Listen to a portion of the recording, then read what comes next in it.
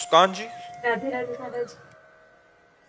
महाराज जी, आपका सत्संग सुनते हैं, लेकिन फिर भी कभी कभी जीवन में कुछ ऐसा होता है कि हम टूट जाते हैं। जब अपने ही प्रियजन बहुत ही कटु शब्द सुनाते हैं, बहुत ताने गलत इल्जाम सुनना पड़ता है, तब क्या करें महाराज जी ऐसी परिस्थिति में? देखो, बिना अध्यात्म के इस लड़ाई पर विजय प्राप्त नहीं की जा सकती।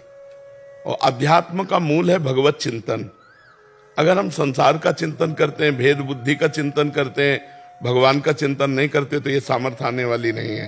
अगर स्थिति है तो हंसता रहेगा कि भगवान आके परीक्षा ले रहे हो हमारी। नाथ, आप कुछ भी बोलो, आप हमारे प्रभु हो। बिना अध्यात्म के ये स्थिति हम नहीं ला सकते। तो हमें अध्यात्म का स्वरूप है संसार के चिंतन को छोड़ना और भगवान के चिंतन को करना। अब भगवान का चिंतन नाम से करो, रूप से करो, लीला से करो, धाम से करो, तो आपको अध्यात्म बल एकत्रित करना होगा।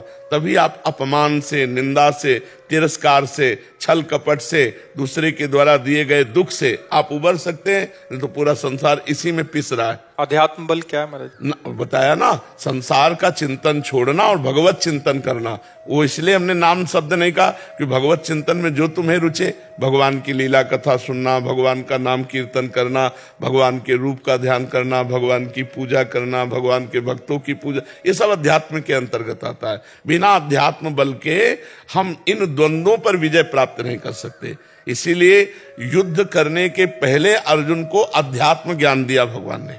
नहीं, मोह ग्रसित हो रहे थे ना कि हम अपने प्रियजनों को कैसे मारें। भगवान ने अध्यात्म ज्ञान जब दिया तो नष्टो मोहा स्मृतिर्लब्धा त्वत्प्रसादान में अच्युता। मोह का नाश हुआ, भगवत स्मृति जागृत हुई, गांडियों में प्रत्यंचा चढ़ा, काट काट के रख दिया।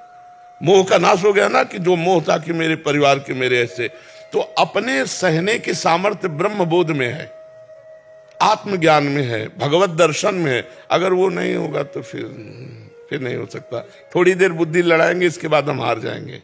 प्रभात